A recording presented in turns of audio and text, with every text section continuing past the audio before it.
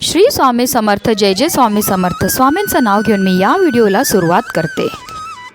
हिंदू धर्मात ब्रह्मा, विष्णू आणि महेश या त्रिदेवांना महत्त्व आहे. यात विष्णूंना जगाचे पालनहार म्हटले जाते. विष्णू पूजनासाठी एकादशी समर्पित आहे. वर्षभरामध्ये एकूण 24 एकादशी येतात आणि जर अधिक मास असेल तर तेव्हा 26 एकादशी येतात. प्रत्येक एकादशीला आपले एक वेगळे महत्त्व असून प्रत्येक एकादशीचं वेगवेगळं नाव देखील आहे. त्यानुसार फाल्गुन महिन्यातील एकादशी तिथी 20 मार्च रोजी आहे. फाल्गुन महिन्यात येणाऱ्या या तिथीला आमलकी एकादशी किंवा रंगभरी एकादशी असं देखील म्हटलं जातं. या दिवशी आपल्याला श्री हरी विष्णू आणि माता लक्ष्मीची विधिविधानपूर्वक पूजा करायची आहे, सेवा करायची आहे, निरंतर जप करायचं आणि त्याचबरोबर आपल्याला काही उपाय देखील करायचे ज्यामुळे आपल्या जीवनामध्ये असणारं सर्व दुःख, सर्व विघ्न, सर्व दारिद्र्य हे नष्ट होईल. आणि म्हणूनच आपल्याला आमलकी एकादशीच्या दिवशी तुळशीला ही एक वस्तू अर्पण करायची ज्यामुळे आपल्या घरामध्ये धन येण्याचे अनेक मार्ग हे मोकळे होतील, ज्यामुळे आपली 7 पिढ्यांचं दारिद्र्य नष्ट होऊन आपली गरिबी देखील नष्ट होईल. आपली चहूबाजूने प्रगती ही होणार आहे. आपल्या जीवनामध्ये सुख, समृद्धी, ऐश्वर हे कायम टिकून राहणार. अतिशय प्रभावी असा हा उपाय जो प्रत्येकाने उद्याच्या दिवशी करायचा आहे. त्याबद्दल सविस्तर आणि महत्त्वाची अशी माहिती मी तुम्हाला या व्हिडिओमध्ये देणार आहे. तर व्हिडिओ पूर्ण पहा आणि जर तुम्ही माझ्या चॅनलवर नवीन असतील तर चॅनलला सबस्क्राईब करा आणि शेजारी बेल आयकॉनसुद्धा प्रेस करा जेणेकरून तुम्हाला माझ्या नवनवीन व्हिडिओचं नोटिफिकेशन हे मिळत राहील.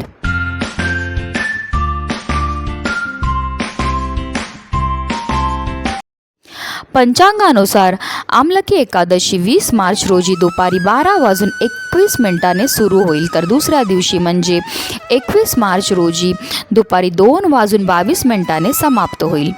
व्रताचे पारण 21 मार्च रोजी दुपारी 1:07 पासून ते 3:32 करता येईल. फाल्गुन महिन्यातील शुक्ल पक्षातील एकादशीला आमलकी किंवा रंगभरी किंवा आवळा एकादशी म्हणून साजरी केली जाते. या दिवशी विष्णूसह आवळ्याच्या झाडाची पूजा केली जाते.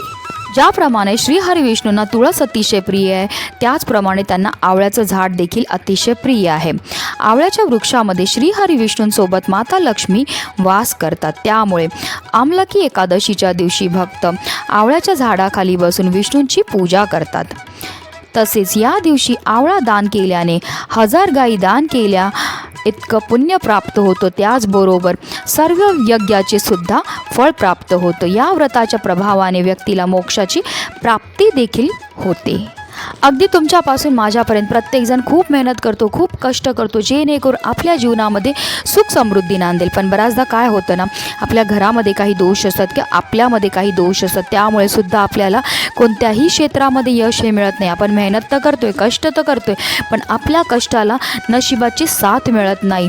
तर ह्या सर्व समस्या का उद्भवतात? तर ह्या उद्भवतात आपल्या घरामध्ये असणाऱ्या दोषांमुळे. जर आपल्या घरामध्ये वास्तू दोष असेल, पितृदोष असेल किंवा आपल्याला की आपल्या घराला नजर लागलेली असेल किंवा आपले ग्रह चांगले नसतील तर त्यामुळे सुद्धा आपल्या जीवनामध्ये अनेक प्रकारच्या समस्या ह्या येत असतात. आणि म्हणूनच अशा विशेष तिथीला जर आपण काही विशेष उपाय केले तर ह्या सर्व समस्यांपासून आपल्याला मुक्तता मिळण्यामध्ये मदतही मिळत असते.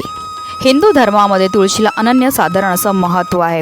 ज्या घरामध्ये दररोज तुळशीची पूजा केली जाते, सेवा केली जाते त्या घरामध्ये कधीही कोणत्याही प्रकारची नकारात्मकता राहत नाही. त्याचबरोबर कोणत्याही प्रकारचं दारिद्र्य राहत नाही. त्या घरावर अखंड माता लक्ष्मीची कृपाही होत असते. आणि तुळशी ही श्रीहरी विष्णूंना अतिशय प्रिय आहे. जर आपण श्रीहरी विष्णूंना नैवेद्य अर्पण केला आणि त्याच्यामध्ये जर आपण तुळशीचं पत्र नाही ठेवलं तर तो नैवेद्य श्रीहरी विष्णू ग्रहण करत नाही. एवढं महत्त्व आहे तुळशीचं. आणि म्हणूनच आपल्याला उद्याच्या दिवशी सकाळी लवकर उठायचे, लवकर उठून स्नान करायचे आणि स्नान करताना आपल्याला आंघोळीच्या पाण्यामध्ये काही वस्तू टाकायचे. त्याचा व्हिडिओसुद्धा माझ्या चॅनलवर आहे.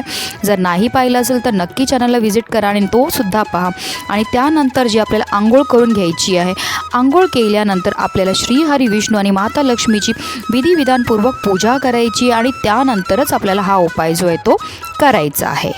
तर हा उपाय तुम्ही सकाळपासून संध्याकाळपर्यंत जेव्हा तुम्हाला शक्य असेल तेव्हा करू शकता. सकाळी केला तर उत्तमच आहे, पण काही कारणास्तव नाही जमलं तर तुम्ही दिवसभरामध्ये जेव्हा तुम्हाला शक्य असेल तेव्हा करू शकता. तर ह्या उपायाकरता आपल्याला एक वाटी घ्यायची आणि त्या वाटीमध्ये आपल्याला 3 चमचे गंगाजल हे टाकून घ्यायचे. त्याचबरोबर 1 चमचा आपल्याला हळदीचा टाकायचा आणि ह्या दोघांना एकत्र मिक्स करायचं आणि त्याचा एक लेपसारखा तयार करून घ्यायचा आहे.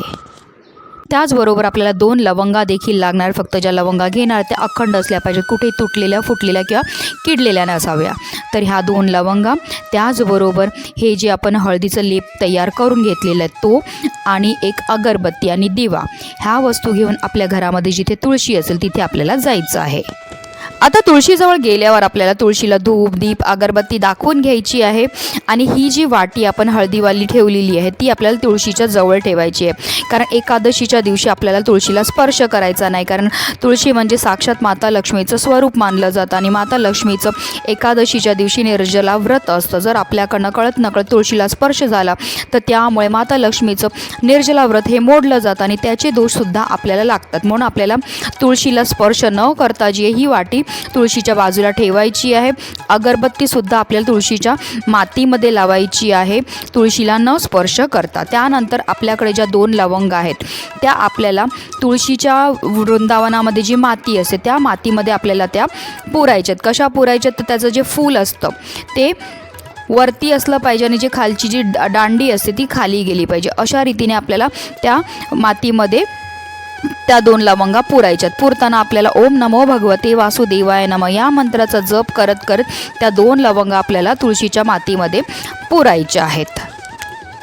त्यानंतर आपल्याला तुळशीभोवती 11 प्रदक्षिणा ह्या मारायच्या आहेत. प्रदक्षिणा मारताना आपल्याला ओम नमो भगवते वासुदेवाय नमः या मंत्राचा जप करत करत आपल्याला 11 प्रदक्षिणा ह्या मारून घ्यायच्या. जर तुमच्या इथे तुळशीच्या भोवती प्रदक्षिणा मारायला जागा नसेल तर स्वतःभोवती तुम्हाला 11 प्रदक्षिणा ह्या मारायच्यात. आणि त्यानंतर आपल्याला तुळशी मातेला आणि लक्ष्मी मातेला स्मरण करून आपल्या जीवनामध्ये असणाऱ्या समस्या आहेत, अडचणी आहेत, अडथळे आहेत ते आपल्याला बोलायचे आहेत. किंवा इतरही तुमच्या कोणत्या समस्या असतील त्या आपल्या तुळशी मातेला बोलायचे आहेत. हा तर तुम्ही दिवसभरामध्ये कधीही उपाय करू शकता. आणि संध्याकाळी जे आहे आपल्याला तुळशी मातेजवळ एक गाईच्या तुपाचा दिवा हा प्रज्वलित करायचा. दिवा ठेवायच्या अगोदर त्याच्या खाली आपल्याला मुठभर तांदूळ ठेवायचे आणि त्यावरती आपल्याला दिवा हा ठेवायचा आहे. अशा रीतीने आपल्याला हा उपाय करायचा आहे. तुळशी मातेजवळ आपण दिवा लावल्याने आपल्यावर माता लक्ष्मीची भरभरून कृपाही होत असते. आता ही जी वाटी आपण तुळशीजवळ ठेवली ती संपूर्ण उद्याच्या दिवशी संपूर्ण दिवसभर संपूर्ण रात्रभर तिथेच ठेवायची आणि दुसऱ्या दिवशी म्हणजे उद्या आहे बुधवार आणि परवा आहे गुरुवार. गुरुवारच्या दिवशी सकाळी आपली स्नान झाल्यानंतर त्या वाटीमध्ये जे गंगाजल आणि हळद आहे ते जे मिश्रण आहे ते आपल्याला तुळशीला अर्पण करायचे. अशा रीतीने आपल्याला हा जो उपाय आहे तो करायचा. नक्की करून पहा. अतिशय प्रभावी आणि चमत्कारिक असा हा उपाय केल्यामुळे आपल्या घरामध्ये अखंड लक्ष्मीचा वास होतो. आपल्यावर श्रीहरी विष्णूंबरोबर माता लक्ष्मीची भरभरून कृपा होते आणि त्यांच्या कृपेने आपल्या जीवनामध्ये असणारं सर्व दारिद्र्य नष्ट होऊन आपल्या घराची, आपल्या मुलांची, आपल्या पतीची भरभरून अशी प्रगती होते. आणि म्हणूनच व्हिडिओ जास्तीत जास्त लोकांपर्यंत शेअर करा, जेणेकरून प्रत्येकाच्या आयुष्याचं कल्याण हो ही स्वामी चरणी प्रार्थना. श्री स्वामी समर्थ. जय जय स्वामी समर्थ.